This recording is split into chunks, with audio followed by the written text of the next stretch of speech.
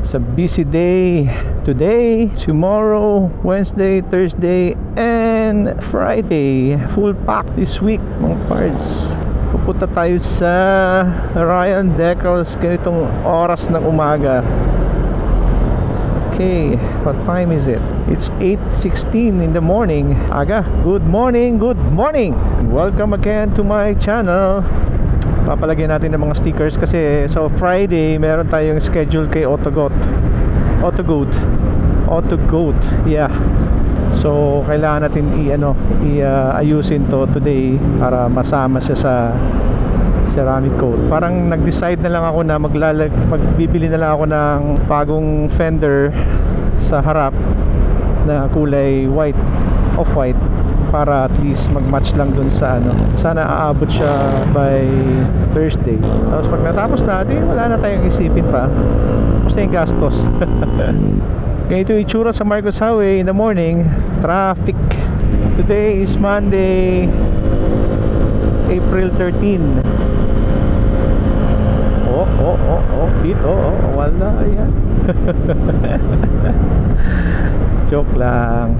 Alam mo, since nagkaroon ako ng ganito, parang ang sarap na siya araw-arawin. Yung Sabado, nag-shoot ako. Ito gamit ko. Concern ko lang yung buhok ko. Kaya magpagupit ako mamaya, ay okay lang sa akin, maliit ang maiksi yung buhok ko. Okay lang. Wag yung buhok ko eh. Buwaghag eh. Flatten lahat eh. Hindi naman pwede mag-cap kasi binyag yun. Kahit paano maging disente ka tingnan. Pero maganda naman yung results ng aking kuha. Kahit paano mukha naman siyang professional. Itong Access talaga parang laruan lang eh. Typical talaga na scooter na maliit. Pag meron kang ganitong motor, maliit na motor, hindi mo kailangan magpabilis eh. Kasi ihahatid ka pa rin naman talaga sa kung saan mo gusto pumunta. Nasa tao lang talaga, no? The way he use his throttle ba. Pag nasa kali ka talaga, no, ma-encounter mo talaga yung tatlong klaseng kamote. Tatlong klase yan sila eh. Tatlo lang, sa tingin ko tatlo lang. Yung unang kamote, yung singit ng singit, yan, mga ganyan. Singit na singit. Pag may maliit na singitan, sinisingitan. Yan yung mga unang kamote rider. Alam mong yung hirap na isingit pa rin. Basta makasingit lang siya. Yung laging nagmamadali. Tapos parang walang tapos gagewang-gewang pag nagda-drive. Yan yung mga unang kamote. Kapag nabangga niya, kakamot na lang yung ulo. Yan yun. Ang pangalawang kamote, mga parts, yung wala palang green light, nauna na sa green light. Mga 5 seconds before the green light, nauna na. Yan yung mga pangalawang kamote. Kamote yung tingin ko dyan kasi hindi mo talaga masasabi na meron pang isang kotse na hinahabol yung yellow light eh. Kaya nababanggayan sila dyan eh. Mga kamote na laging nagmamadali eh. Gagalit yan sila pag nasa wi mo o nasa gi mo. Yung bang wala pang green, ang binabantayan yun sa kabila na dilaw. Ayan sila, pangalawang kamote. Kaya yung iba dyan nababangga talaga eh. Parang kumpante na sila sa oras na alam nila talaga yung anong oras kaya magugulat kayo, bakit kaya nauna sila sa green? Hindi ka maintindihan talaga itong mga rider na to. Meron silang sense eh. May mga sense silang ganun eh. Tapos meron pa mga parts, yung pangatlong rider, yung bang liliko ka na, naka-signal light ka na. Lagi ako na-encounter ng ganun eh. Ipipilit pa rin isingit yung sarili nila. Yan, munti ka na ako sa mga ganun eh. O sila pagalit ha, kung makabusina, wagas. Kaya galit pa sila. Galit na galit sila. Pag makabusina sila, tapos nakatingin pa sa'yo. singit-singit. Tapos lalo na yung mga kotse na alam mo ng pakanan, talagang gusto isingit pa rin yung sarili nila. Pag ako kasi, pag may mga ganun nakikita ko na mga kotse na pakanan na, tapos may kahit malaki yung space sa gilid, hindi ako nag-aano talaga, hindi ako sisingit sarili ko dyan. Kasi una-una magkakaroon ng blind spot yan eh. Kung driver kasi talaga ikaw na ng kotse or any cars for that matter, hindi mo makikita talaga eh. Hindi mo makikita talaga. Kaya normally nababangga sila sa dyan eh. Yan yung mga kamote na talagang ewan na pag lumiko na nga sa kanan yung kotse, talagang isisingit pa. Hindi ko maintindihan. Ay, Diyos ko, pakamot ka, pati ikaw napakamot sa ulo eh. Pasensya na kayo ha. Yun ang mga description ko sa mga kamote ngayon eh. Una, yung masyadong mabilis, zigzag tumakbo, mabilis, as in parang lagi nagmamadali, makasingit sa maliliit na kalye, singit, in between cars, singit. Yan, sila yung nababangga pala pag pag kunyari magbukas ka agad yung kotse sa gilid, sa left side, ay wala, sila yung nababangga, yung mga ganong kamote yan. Yeah. Hindi maiwasan ganong disgrasya. Hindi talaga maiwasan yun. Kahit sino ka expert ka talagang hindi mo maiwasan yun. So pangalawa, review lang natin ang ating natutunan kung mayroon man. So, based lang to sa mga na-experience ko sa kalye bilang driver ng kotse at bilang rider ng motor.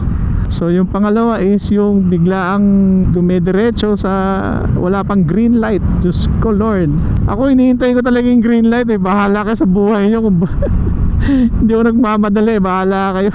Hintayin nyo talaga yan mga pars. Huwag kayong kasi nasa rules yan sa sa LTO eh. Diyos ko, ewan ko, parang hindi nag-seminar to mga ungas na to.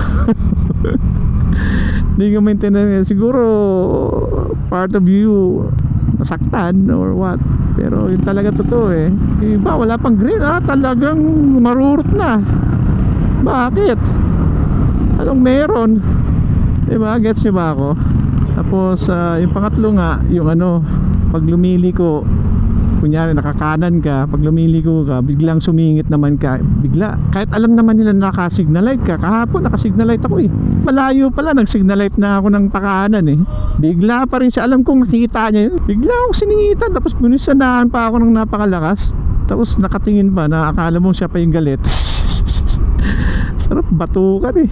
Yan, mga ganyan. Tapos pag masumisingit yung kotse, ipipilit talaga sa kanyang powers na isingit yung niya, yung sarili niya. Kaya nababangga sila mga parts. Ganun yun.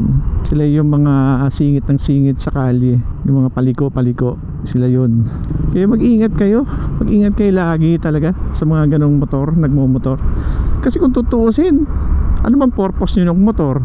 Para magamit nyo sa trabaho, di ba? Anong purpose nyo magmotor? Para at least makauwi kayo ng maayos, makatipid kayo. Hindi yung harurot na lang harurot. Diyos ko Lord, hindi pa nga bayad yung motor, siraan na. As much as possible, iwasan na lang. Iwasan yung mga ganun.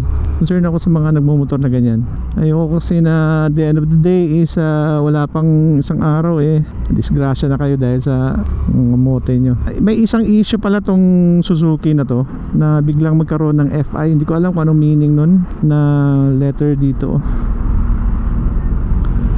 Fuel engine ba yun o fuel injection? I don't know. Parang may nakalagay na FI na hindi na daw umaandar yung motor, bigla daw namamatay. May ganong issue pala to. Yan ang maganda dito sa motor ko kasi na break in na eh. So wala na akong worry about that.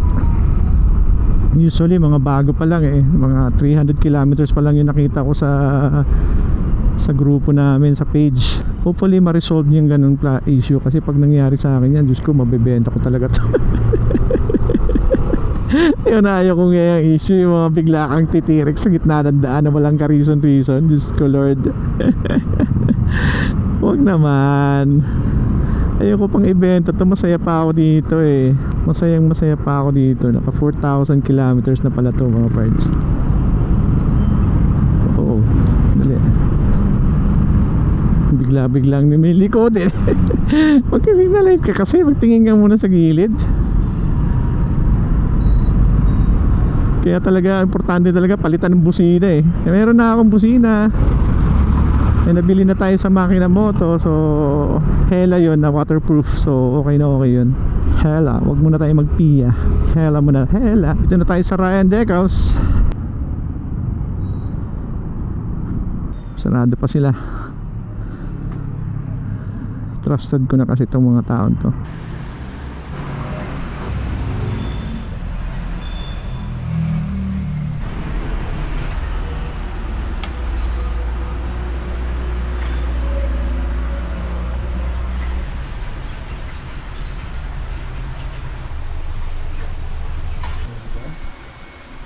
There you go. So natapos din yung gawa natin sa Ryan Decals. So ang pinagawa natin doon mga parts is dapat ito dapat. Ang problema, wala silang kulay na ganito. Kaiba kulay nito eh. So pinalagyan ko na lang ng sidings na white para mag-match lang dito sa ating sidewall. Right side wall. May mali ako dito mga part kasi 3M to. Ang weird dito. Hindi ko alam, reflective pala to sa gabi. So umiilaw to sa gabi. Reflectorize siya ba? Ito hindi. So pinalagyan natin ng ganito parts. Kasi ito papalitan natin to ng off-white, yung original niya, para mag-match lang dun sa get up ng ganyan. And of course tong ating top box na light green, ito pinalagay ko na lang to. Ito umiilaw to sa gabi, reflective din yan, 3M yan. So bali ang nagastos natin sa Ryan Decals is 3,000 kasi 3M eh. Ito nagpagawa ko nito sa kanila, meron pa akong extra dalawa. So Friday papaceramic na natin to sa Friday para itong dumi dito sa ilalim, ito yung dumi dyan sa ilalim, malinisan niya ito. Dumi niyan eh. Nung pagkabili ko nito mga parts, nakaceramic na to eh, kaya makinis siya. Ito na lang ang kulang ko. Ito, plano ko na lang papareho nito eh, tatlo, tsaka dito sa ilalim. Siguro 1 plus 2 3, 5 9,000. Ano lang kulang, gastos no. Ito papagawa kong puti, papaputi natin to parts, pati papa off white natin yan kasi hindi na bagay yung silver dito eh. Also papalagyan natin to ng gold or yellow na film para may protection din siya, para mukha siyang classic. Pinalagyan ko pala ng PPF to. Ayan, importante na palagyan nyo ng PPF yan kasi ito yung unang nagagasgasan yan. Kaya kung titinan nyo, mukha pang bago kasi pina-PPF ko siya. Ayan, naka-PPF yan kaya makinis yan. Yan, basta-basta na sisira ang nagagasgasan. Ito importanteng unahin nyo kasi ito may itim na. Palit lang ng gloves every week para hindi siya mangingitim. God bless, bye.